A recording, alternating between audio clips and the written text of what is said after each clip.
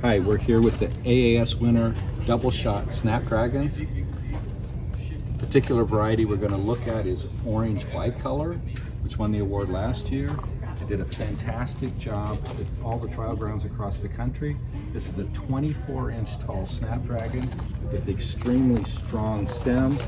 Fantastic for the home gardener because you can cut these stems and put them in a flower vase in your house all during the season. Very long growing, flowering time out in the field.